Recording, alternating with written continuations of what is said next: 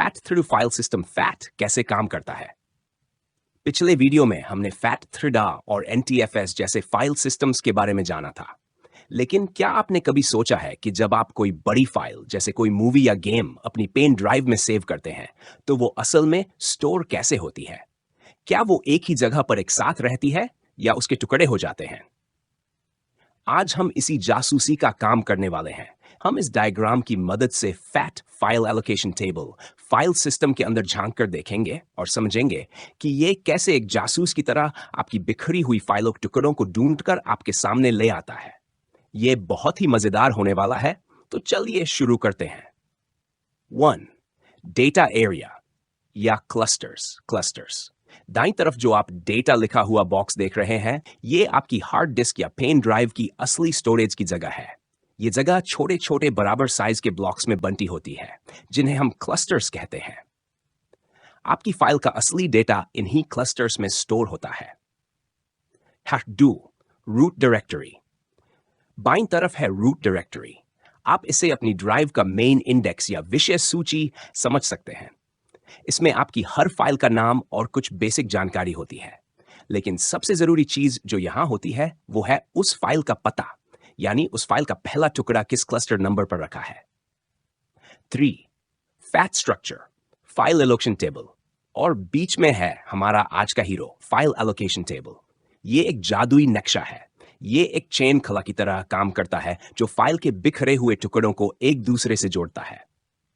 File कैसे store होती है, चलिए अब इस डायग्राम में मौजूद ttn2.txt नाम की फाइल का पीछा करते हैं और देखते हैं कि कंप्यूटर इसे कैसे पढ़ता है। स्टेप 1.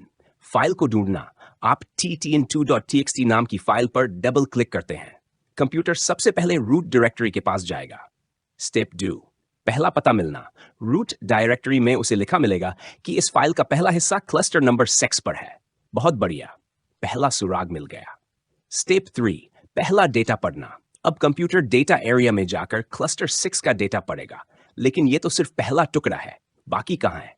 स्टेप 4. फैट टेबल का इस्तेमाल।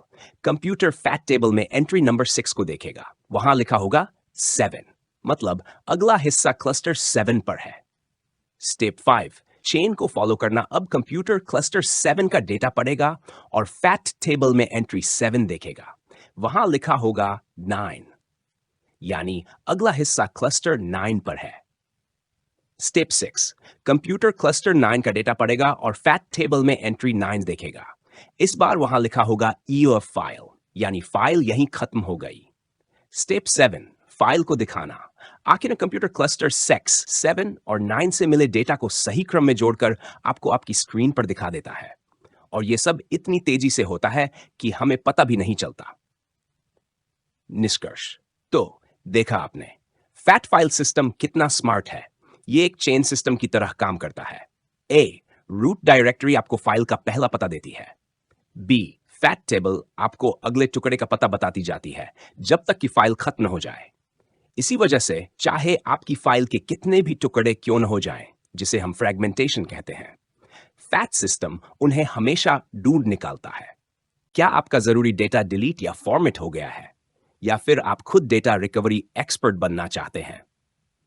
हम रिकवर करते हैं hard disk, SSD, pen drive, memory card और CCTV HDD से डेटा।